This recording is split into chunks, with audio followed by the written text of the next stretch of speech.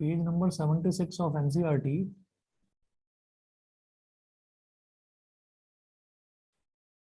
Example number 6। Example 6 है, find the dimensions of the prayer hall.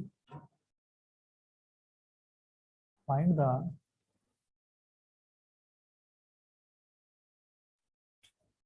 dimensions of the find the dimensions of the prayer hall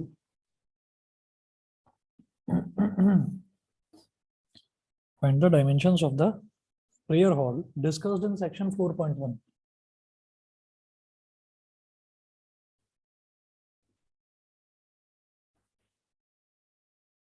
discussed in section 4.1। अब ये section 4.1 क्या है? Chapter number 4 है। इसमें सबसे पहले एक फिगर दे रखी है, मैं वो फिगर बना देता हूँ। और वो बोल रहे हैं कि वो एक प्रेयर हॉल दे रखा है, उसके आपको डायमेंशंस बताने हैं। तो देखिएगा, ये प्रेयर हॉल दे रखा है और फिगर देखकर ही समझ में आ रहा है कि प्रेयर हॉल जो है वो रेक्टेंगुलर इन शेप है, मेंशन भी कर रखा है इसमें।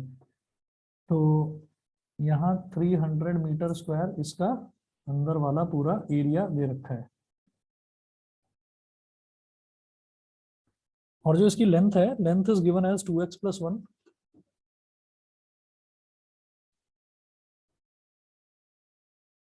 लेंथ है 2x+1 और जो ब्रेथ है x।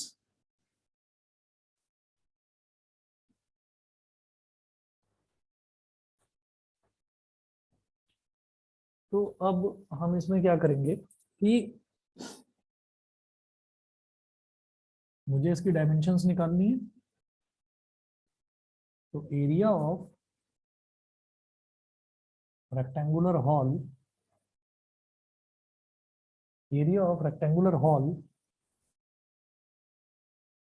इज इक्वल टू क्या दे रखा है, 300। Area of rectangular hall is equal to 300 metre square, ये गिवन है। अच्छा, रेक्टेंगल का एरिया क्या होता है, length into breadth is equal to 300। Length क्या है 2x+1 और ब्रेथ क्या है x is equal to 300। 2x into x क्या हो जाएगा, 2x² प्लस 1 इंटू एक्स क्या हो जाएगा, x इज इक्वल टू 300। तो 2x² plus x minus 300 is equal to 0।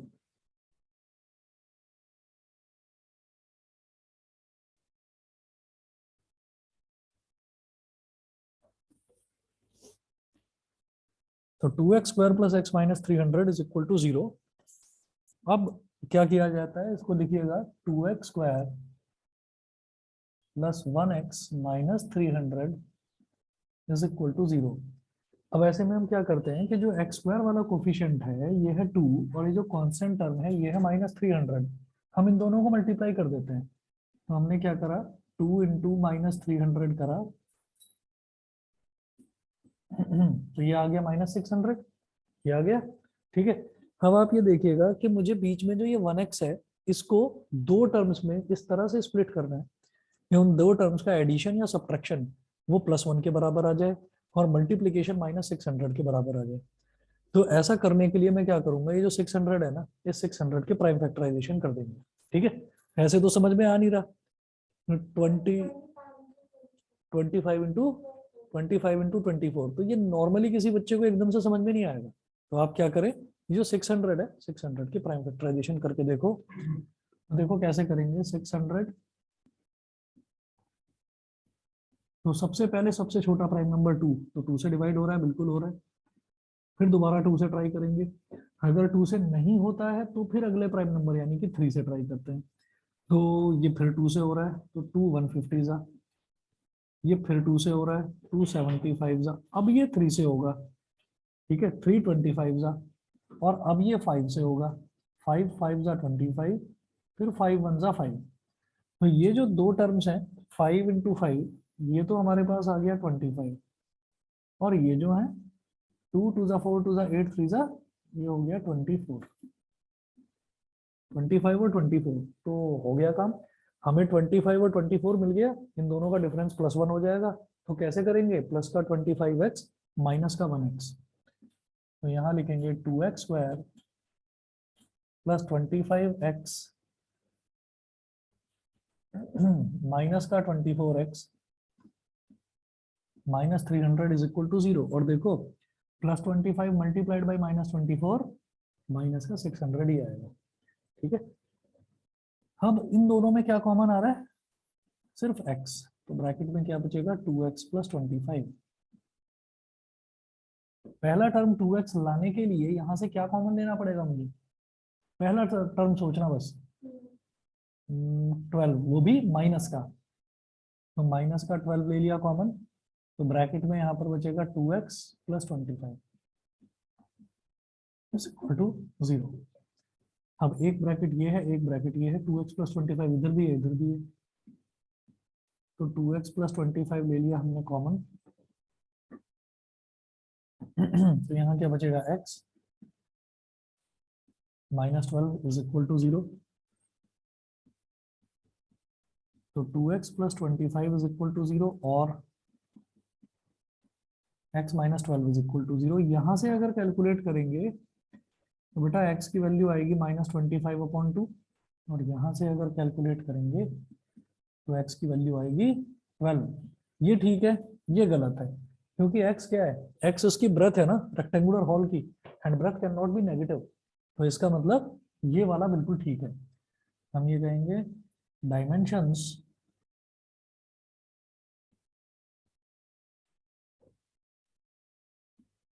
Of the hall will be, length क्या है 2x प्लस 1, तो 2 इंटू 12 प्लस 1 क्या हो गया 25 मीटर, और ब्रेथ क्या है x, x यानी कि 12 मीटर। ठीक है, हमने सही करा है या गलत करा है ये देखने के लिए क्या करेंगे 25 मल्टीप्लाइड बाई 12 कर दो, 25 इंटू 12 करेंगे तो 300 ही आएगा। ठीक है, चलिए जी, इसके बाद मैं आपको करवाऊंगा इसमें क्वाड्रेटिक इक्वेशन की जो हमारी फर्स्ट एक्सरसाइज है, ये मैंने आप लोगों को दिया था करने के लिए। एक्सरसाइज 4.2 जो है, एक्सरसाइज 4.2 के मैं 2 क्वेश्चंस करवाऊंगा। जैसे क्वेश्चन नंबर 1 है, पहले इसका देखते हैं हम थर्ड पार्ट और fourth part. Exercise 4.2 question number 1 का थर्ड पार्ट।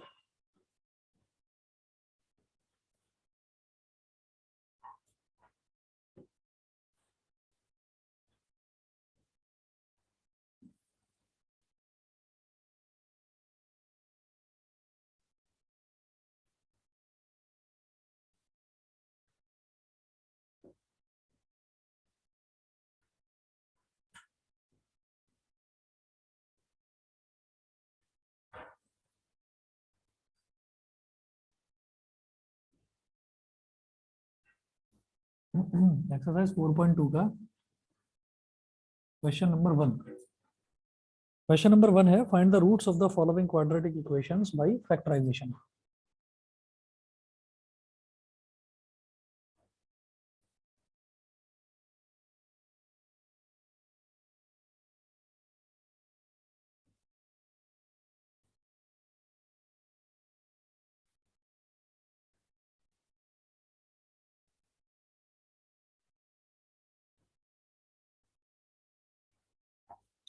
मैं इसके 2 पार्ट्स करवाऊंगा, पहले पार्ट नंबर 3 देखते हैं। मिड टर्म स्प्लिटिंग से होगा, फर्स्ट और सेकंड आप कर लेंगे, कोई ज्यादा मुश्किल नहीं है। थर्ड पार्ट देखिएगा, थर्ड पार्ट है √2x²,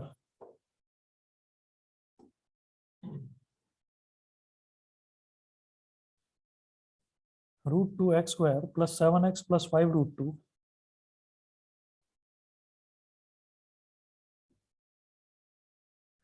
इज इक्वल टू 0। अब जैसे √2x² है, तो इसमें जैसे ये x² है, x² का कोफिशिएंट है √2 और कांस्टेंट टर्म है 5√2, तो √2 मल्टीप्लाइड बाई 5√2 क्या हो गया 5 एज इट इज, और √2 इंटू √2 क्या हो गया 2, तो 5 2 जा 10 हो गया।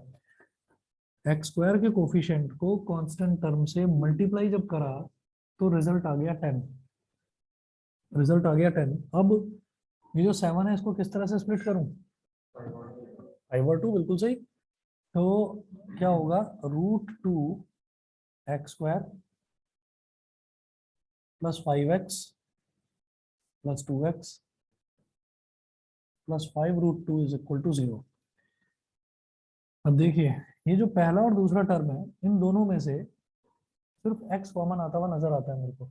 ठीक है, तो मैं इसमें x कॉमन ले लूंगा, तो ब्रैकेट में इधर क्या बचा, √2x प्लस 5। अच्छा, इधर आप ये समझिए कि इधर √2x कैसे मिलेगा, जो ये बिल्कुल सही, जैसे ये 2 है, इस 2 को क्या लिखा जा सकता है, मैं एक स्टेप, हाँ मैं एक स्टेप एक्स्ट्रा लिख रहा हूँ इसमें, मैं अभी कॉमन नहीं ले रहा, मैं एक स्टेप एक्स्ट्रा लिख रहा हूँ। मैं 2 को लिखूंगा √2 × √2 × x।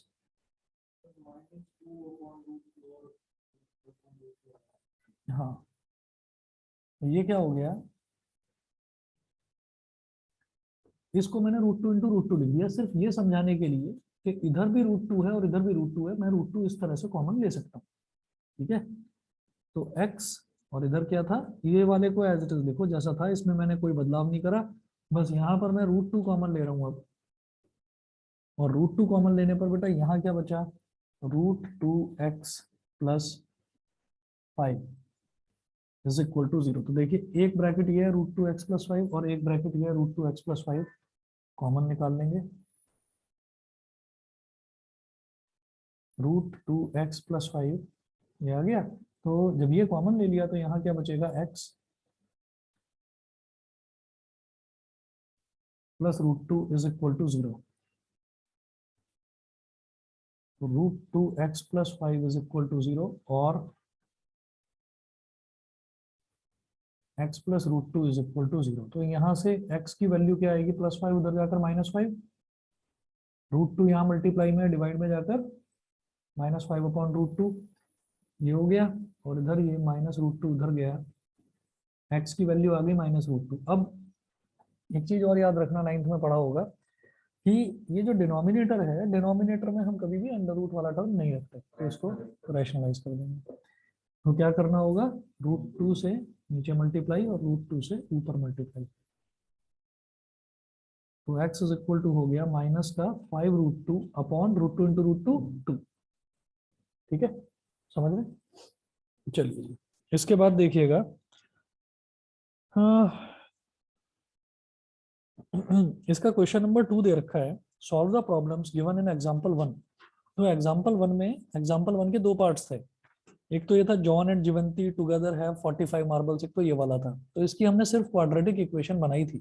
ठीक है, आप देखिएगा, इसकी हमने सिर्फ क्वाड्रेटिक इक्वेशन बनाई थी, पेज नंबर 71 पर है ये, और उसको सॉल्व नहीं करा था। अब सॉल्व आप करना, मैं छोड़ रहा हूँ। ऐसे ही सेकंड वाला जो है, a cottage industry produces a certain number of toys in a day, ठीक, इसकी भी क्वाड्रेटिक इक्वेशन बनाई थी, सॉल्व नहीं करा था, तो सॉल्व आप लोग करना।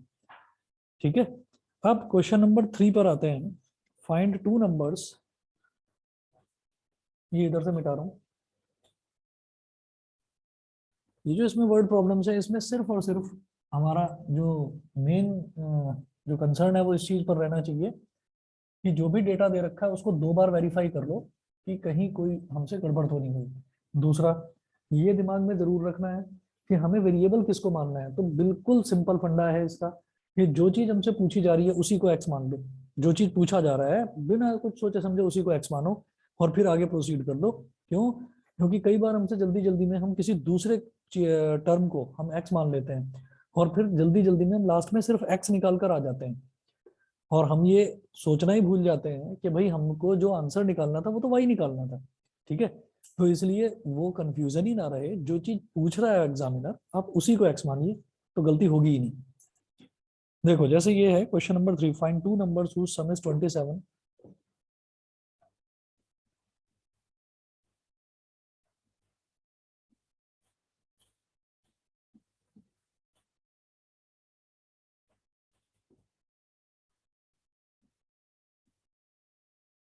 फाइंड टू नंबर्स हुज सम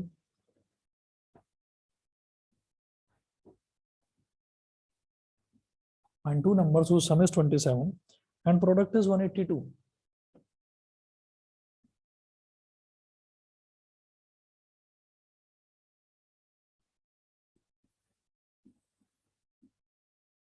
तो sum is 27 and product is 182.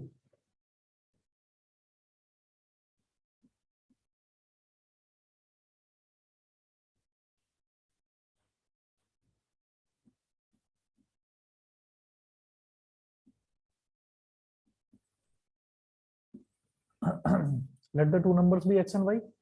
Find two numbers, तो जो पूछा है उसी को हमने मान लिया, एक्स और वाई मान लिया. Find two numbers whose sum is 27. तो x plus y is equal to 27. और यहां से क्या करो, y की वैल्यू निकालो. y क्या हो गया 27 माइनस एक्स. तो ये हो गई हमारी इक्वेशन नंबर 1. उसके बाद देखिएगा वो बोल रहे हैं find two numbers whose sum is 27. उन दो नंबर्स का सम तो 27 है, लेकिन उनका प्रोडक्ट 182 है.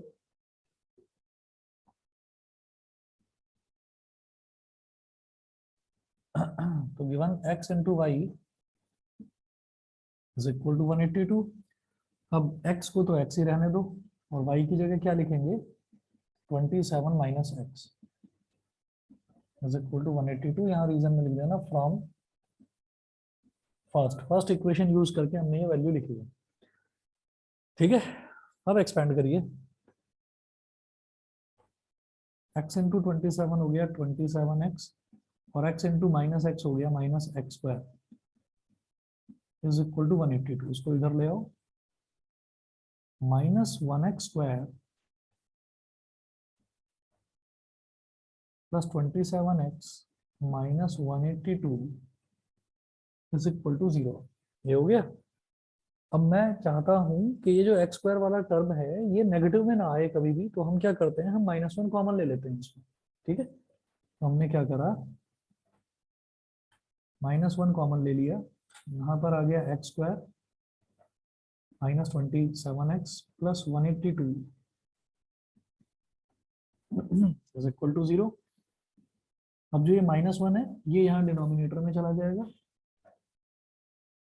X square minus 27x plus 182 0 upon -1 हो गया. और 0 अपॉन एनीथिंग तो 0 ही हो जाता है. फिर भी लिखकर दिखा दिया. अब जरा देखो, ये जो बीच का टर्म है -27, इसको स्प्लिट करना है ताकि उसका एडिशन या सब्ट्रैक्शन आपका -27 के बराबर आ जाए और मल्टीप्लीकेशन आ जाए प्लस का 182.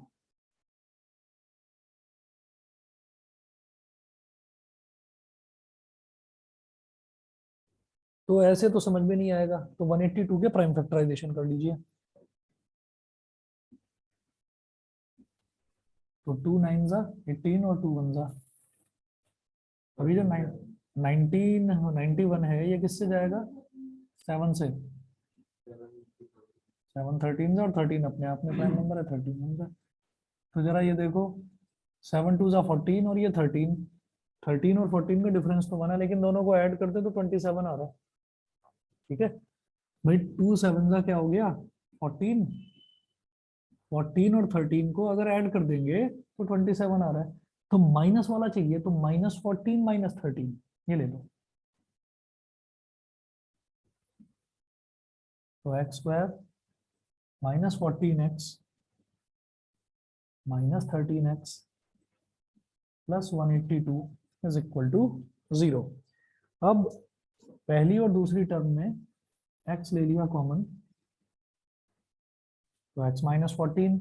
इन दोनों में -13 ले लिया कॉमन, तो यहाँ पर भी x -14 इज इक्वल टू 0. समझ गए. ठीक है, चलें आगे. अब देखिएगा इधर भी x -14 है, इधर भी x -14 है. तो x -14 ले लूंगा मैं कॉमन. इधर क्या बचा x और इधर बचा -13 इज इक्वल टू 0. ठीक है, तो मैं कहूंगा x -14 इज इक्वल टू 0 और x -13 इज इक्वल टू 0. तो यहां से x की वैल्यू 14 और x की वैल्यू 13, ये दो वैल्यूज आ गई. वो बोल रहे हैं कि दो नंबर्स आपको बताने हैं. अगर x 14 है तो y क्या हो जाएगा 27 माइनस एक्स. तो y क्या हो गया 13. और अगर x 13 है तो y क्या हो जाएगा 27 माइनस 13. तो y हो गया 14. ठीक है, तो कुल मिलाकर क्या है, वो जो दो नंबर्स इन्होंने पूछे थे वो क्या आ गए, 13 और 14। ठीक है, देयरफॉर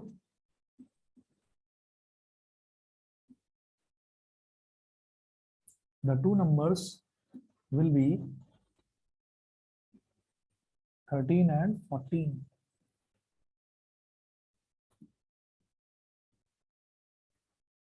चलिए जी अगला देखते हैं फिर। क्वेश्चन नंबर 3 के बाद में क्वेश्चन नंबर 4 देखिएगा, find two consecutive positive integers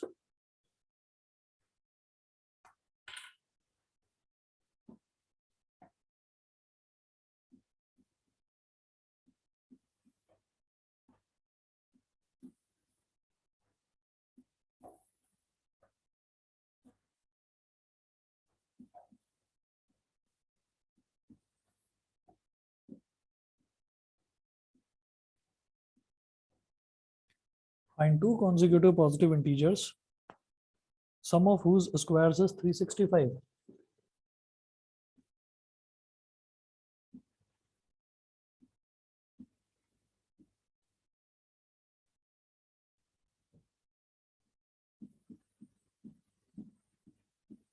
sum of whose squares is 365। बताइए भाई, ऑनलाइन वालों को समझ में आ रहा है, इशिता न्यासा बताइए, क्लियर है इतना? Yes sir. चलिए ठीक है।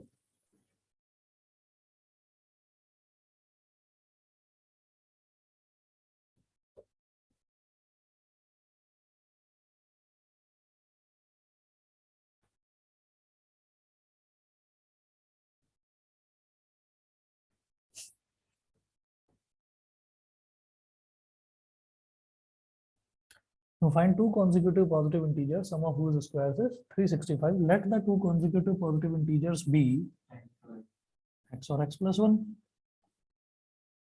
Let the two consecutive positive integers be x and x plus 1। वो बोल रहे सम ऑफ हुज स्क्वायर्स इज 365। तो सम ऑफ हुज स्क्वायर्स यानी कि x का स्क्वायर प्लस x प्लस 1 का स्क्वायर, पहले नंबर का स्क्वायर दूसरे नंबर का स्क्वायर और उनके स्क्वायर्स का सम 365 के इक्वल है। तो x का स्क्वायर x प्लस 1 का होल स्क्वायर क्या हो जाएगा, x square plus 1 square plus 2 into x into 1 is equal to 365। X square plus x square क्या हो गया, 2x स्क्वायर, 2x स्क्वायर और 2 इंटू एक्स इंटू 1 क्या हो गया, 2x। 1 का स्क्वायर 1, 365 को इधर ले आओ, minus 365 is equal to 0। 2x square plus 2x minus 364 is equal to 0। ठीक। तो इसमें भी 2 है, इसमें भी 2 है और 364 भी 2 से डिवाइड हो जाता है, तो 2 कॉमन ले लेते हैं। ठीक है, तो मैंने यहाँ से 2 ले लिया कॉमन, यहाँ बचेगा x square plus x minus 182 is equal to 0। ये 182 तो कुछ जाना पहचाना लग रहा है। 182 का अभी तो प्राइम फैक्टराइजेशन करा तो क्या आ रहा था, 14 और 13, और ये बीच में क्या है 1x, तो 14 माइनस 13 कर दो तो प्लस 1x आ जाएगा, और 14 इंटू माइनस 13 करेंगे तो माइनस 182 आ जाएगा। ठीक है, तो ये 2 चला जाएगा इधर डिनोमिनेटर में, इन्होंने करा x square plus 14x minus 13x minus 182 is equal to 0 upon 2। इन दोनों में x निकालो common, x plus 14 minus 13 common ले लिया तो x plus 14 is equal to 0। इधर भी x प्लस 14, इधर भी x प्लस 14 कॉमन ले लो, x प्लस 14 कॉमन ले लिया तो इधर क्या बचा x और इधर क्या बचा minus 13 is equal to 0। x plus 14 is equal to 0 और x minus 13 is equal to 0। x is equal to minus 14, इसको तो काट देंगे क्योंकि क्वेश्चन में ही दे रखा है find two consecutive positive integers, तो नेगेटिव वाला नहीं लेंगे, x इज इक्वल टू 13 ये ले लेंगे, तो एक 13 है, तो नेक्स्ट नंबर क्या हो जाएगा 14।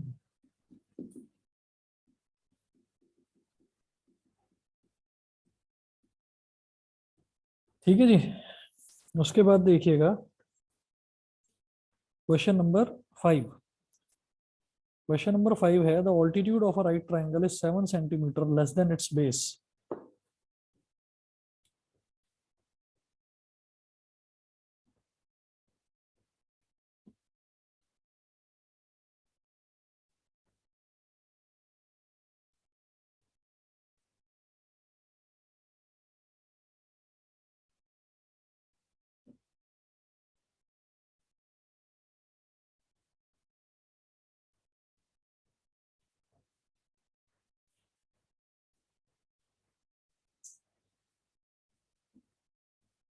Question number 5 the altitude of a right triangle is 7 centimetre less than it's base. मैं क्वेश्चन तो ना लिखूं? आप लोग ना एनसीईआरटी लाया करो जब भी मैथ्स का टर्न हो। The altitude of a right triangle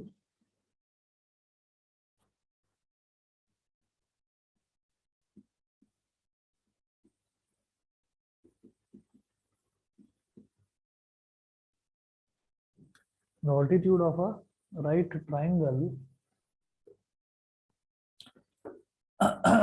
is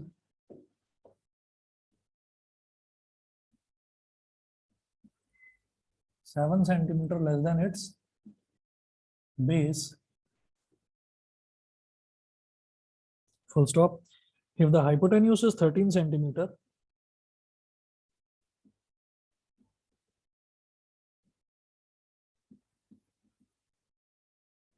if the hypotenuse is 13 centimeter, find the other two sides.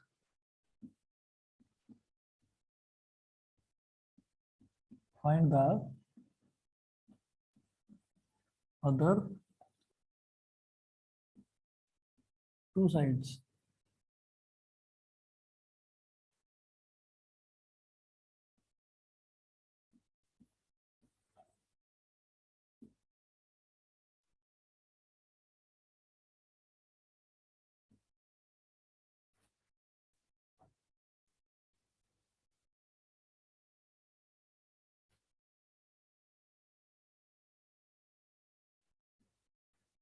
ये जो बेस है राइट ट्राइंगल का, इसको x मान लो। इन्होंने बोला ऑल्टीट्यूड, ऑल्टीट्यूड यानी कि perpendicular is 7 centimetre less than it's base, तो वो बेस से 7 सेंटीमीटर कम है, यानी कि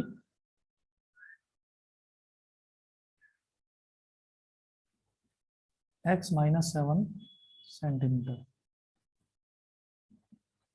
ठीक है।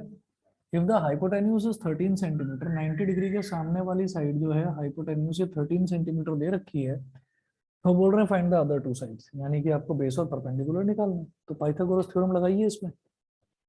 पाई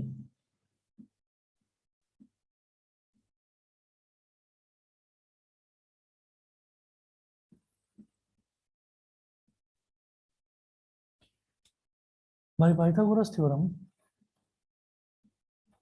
x माइनस 7 का स्क्वायर प्लस x का स्क्वायर इज इक्वल टू 13 का स्क्वायर। x माइनस 7 का स्क्वायर क्या हो जाएगा, a माइनस बी का whole square, a square plus b square plus 2ab प्लस x square is equal to 169। ये x का स्क्वायर हो गया x स्क्वायर, 7 का स्क्वायर 49, 2 इंटू एक्स इंटू 7 कितना हो गया 14x plus x square is equal to 169। X square plus x square क्या हो गया 2x square, 2x square minus 14x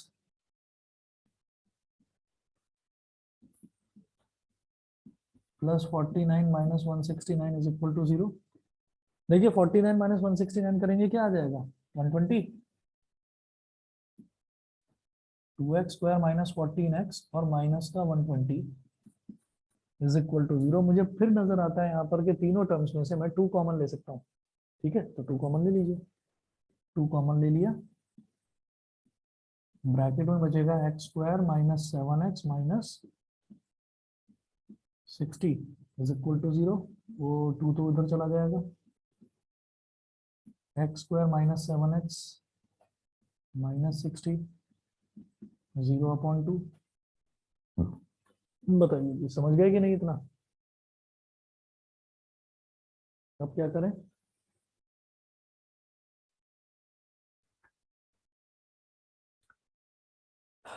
-7 है और 60 है, 12 5 जा, 12 5 जा, -12 + 5 तो -7 हो जाएगा, और -12 इंटू +5 हो जाएगा माइनस का 60। ठीक है,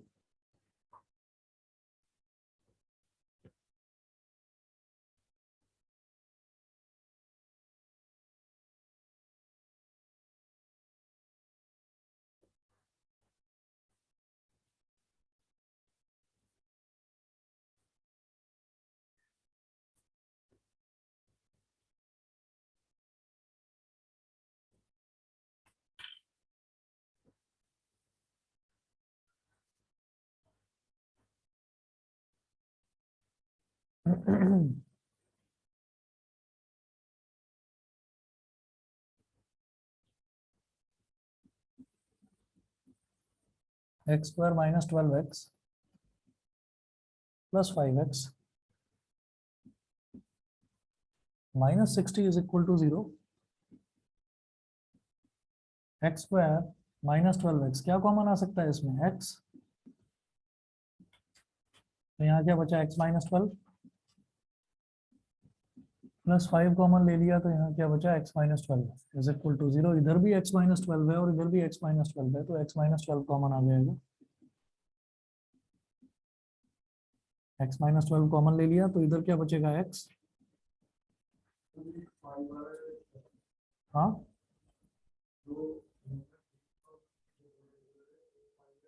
और एक कल, नहीं नहीं नहीं, यहाँ से तो -5 और +12 आ रहा है, लेकिन वो बेस और परपेंडिकुलर तो 5 और 12 भी है। तो हमने ये देखा कि x minus 12 is equal to 0 और x plus 5 is equal to 0। तो यहाँ से x की वैल्यू 12 आ गई, ये तो ठीक है, और यहाँ से x की वैल्यू -5 आ गई, ये ठीक नहीं है, ये गलत है। तो x की वैल्यू 12 आ गई, ठीक है, तो ऑल्टीट्यूड कितना हो जाएगा इसका?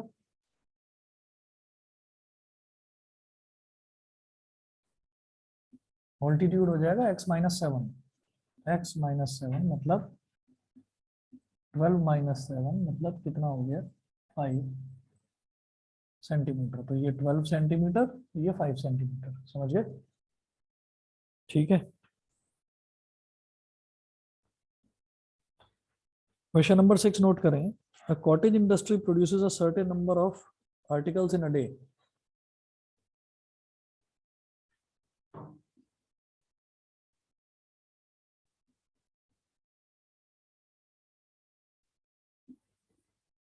A cottage industry produces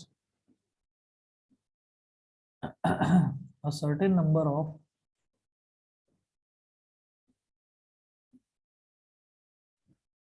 articles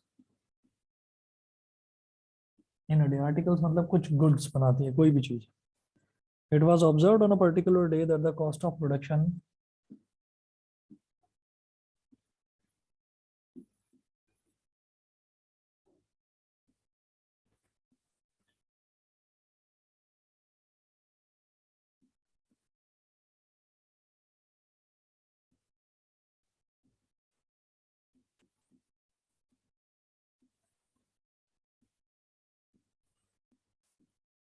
it was observed on a particular day that the cost of production of each article in rupees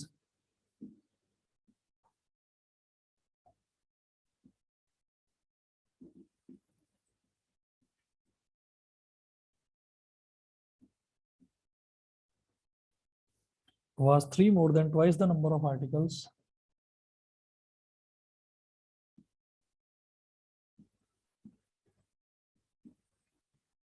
was 3 more than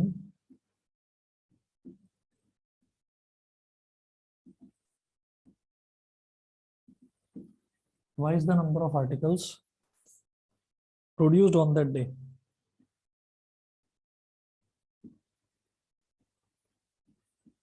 Produced on that day.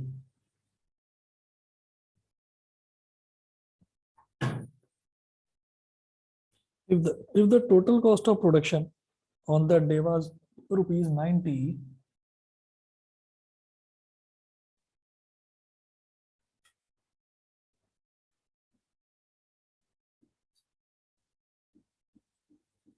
if the total cost of production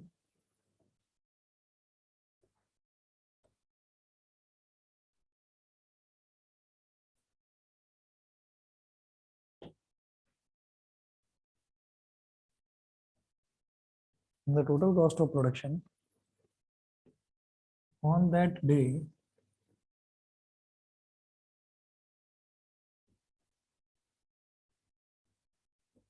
was rupees 90, full stop, comma, find the number of articles produced, find the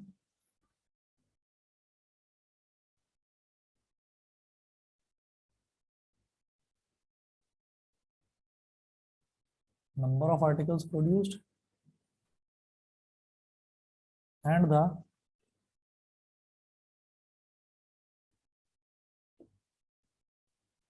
cost of each article.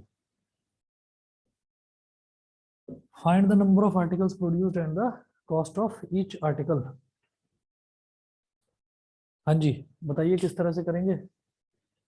A cottage industry produces a certain number of articles in a day. एक कोई छोटी industry है, cottage industry मतलब जैसे घर में कोई छोटी सी इंडस्ट्री खोल ली गई हो, तो produces a certain number of articles in a day. It was observed on a particular day that the cost of production of each article in rupees was 3 more than twice the number of articles produced on that day. ये condition दे रखी है. हम वो बोल रहे हैं if the total cost of production on that day, अगर उस दिन की total cost of production 90 rupees है, find the number of articles produced and the cost of each article. मुझे total number of articles produced on that day वो निकालना है और cost of each article.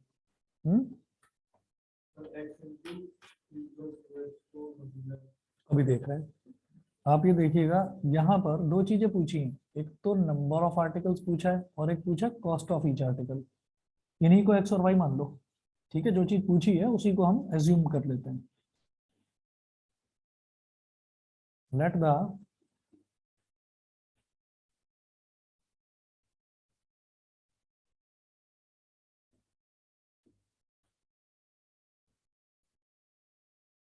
The cost of each article B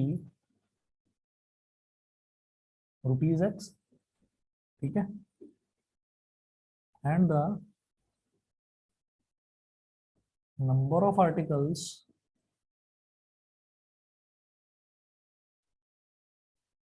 produced on that day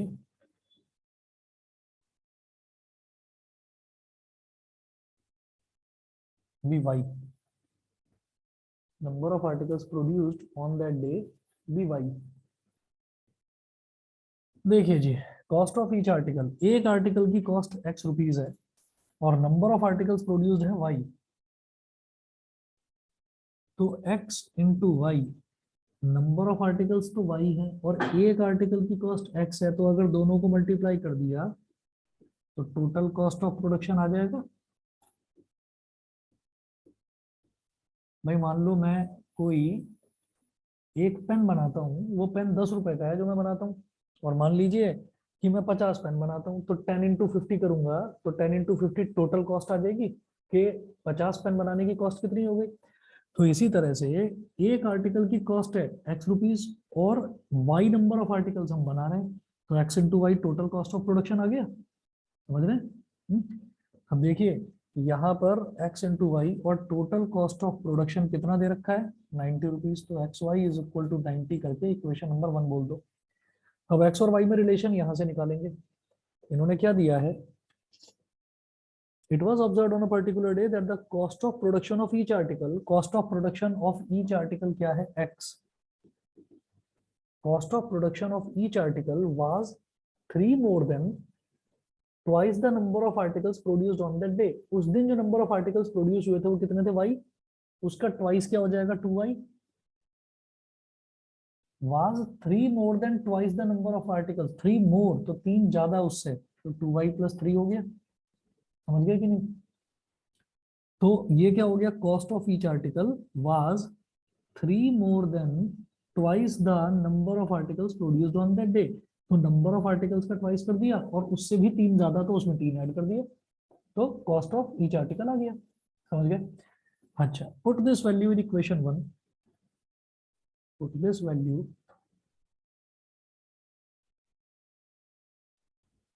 in equation 1। इस value को आप equation 1 में substitute करें, तो x की जगह आ गया 2y plus 3 और y तो y है ही, इज इक्वल टू 90।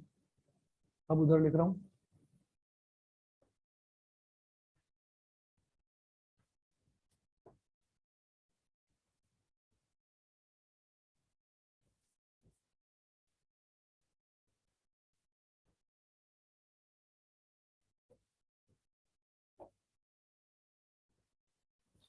तो 2y इंटू वाई कितना हो गया,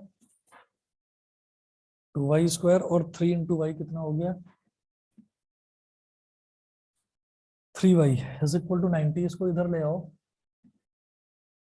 2y square plus 3y minus 90 is equal to 0। अब 2 इंटू माइनस 90 माइनस 180। अब सोचो 3 की मिड टर्म स्प्लिटिंग किस तरह से करेंगे, 15 12 बिल्कुल सही। ठीक है, तो ये हो जाएगा 2y square plus 15y minus 12y और माइनस 90 इज इक्वल टू 0। सोचो 15 माइनस 12y करेंगे, 15y माइनस 12y तो प्लस का 3y, और 15 इंटू माइनस 12 करेंगे तो माइनस 180 ही आएगा। 2y स्क्वायर प्लस 15y में कॉमन के नाम पर तो y आ रहा है कॉमन, तो ब्रैकेट में बचा 2y प्लस 15।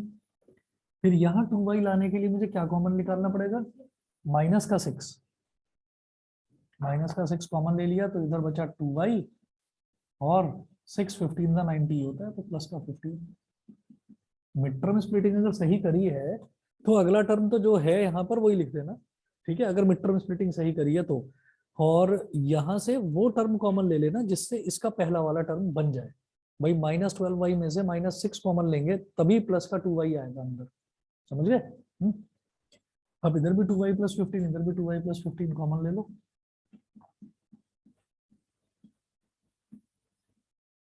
यहाँ बचा y, यहाँ बचा माइनस 6, तो y माइनस 6। अब 2y plus 15 is equal to 0 और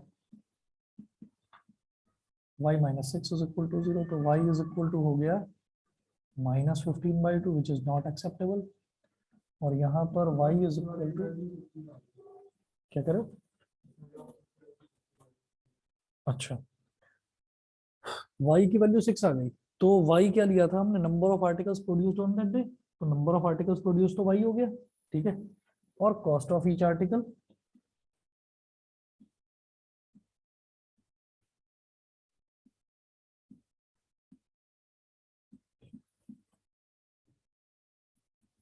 x, ये क्या हो गया 2y प्लस 3,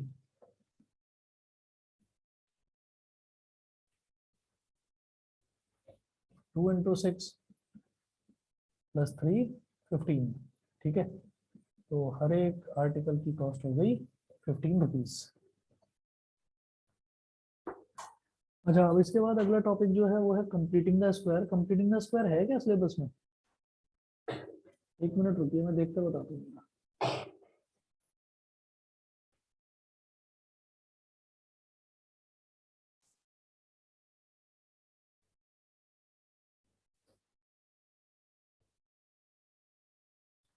क्वाड्रेटिक इक्वेशन में standard form of quadratic equation, solution of quadratic equation only real roots by factorization and by using quadratic formula, relationship between discriminant and nature of roots। ठीक है, situational problems based on quadratic equations related to day to day activities, ये वही वाला है। problems on equations reducible to quadratic equations are excluded। ठीक है, एक तो ये हटाया हुआ है और दूसरा आपका कंप्लीटिंग द स्क्वायर भी सिलेबस में नहीं है। तो आपको क्या करना है कि एक्सरसाइज 4.2 जो है इसका क्वेश्चन नंबर 2 मैंने छोड़ा, एक तो वो करेंगे, और 4.2 का थर्ड और फोर्थ पार्ट मैंने कराया, तो फर्स्ट सेकंड और फिफ्थ पार्ट करेंगे। उसके बाद एक्सरसाइज 4.2 के बाद के जितने भी एग्जांपल्स हैं वो छोड़ देने। कहाँ तक बताता हूँ,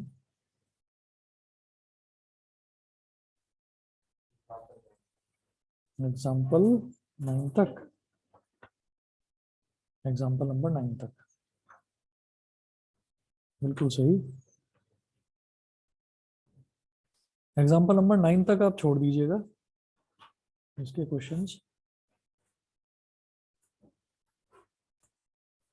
अगला नोट करें, solution of quadratic equation by quadratic formula.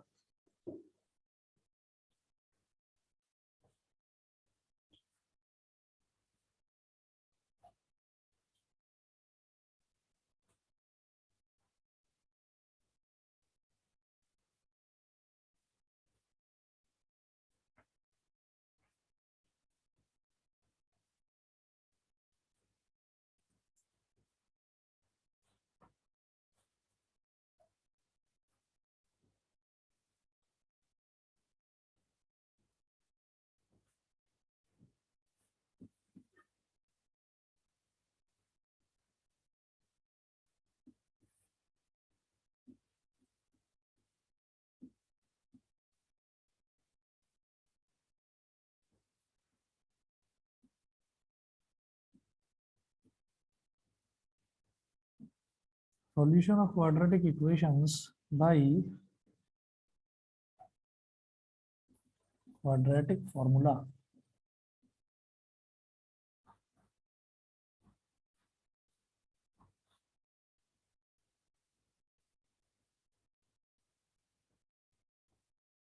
Solution of quadratic equations by quadratic formula, यहाँ पर ये कहेंगे standard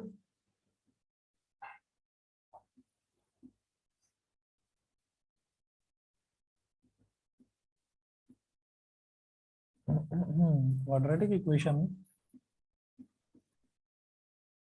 ax square plus bx plus c is equal to 0 can be solved by quadratic formula और Shridharacharya rule. Quadratic formula को Shridharacharya rule भी बोल देते हैं, तो याद रखना अगर ये नाम आ जाए तो ये मत सोचना कुछ अलग चीज पूछ ली है, क्वाड्रेटिक फॉर्मूला ही है।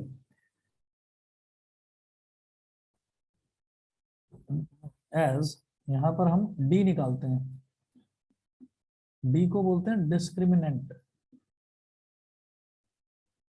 डिस्क्रिमिनेंट डी, डी की वैल्यू होती है बी स्क्वायर माइनस 4ac। ये कैलकुलेट करते हैं। Roots are directly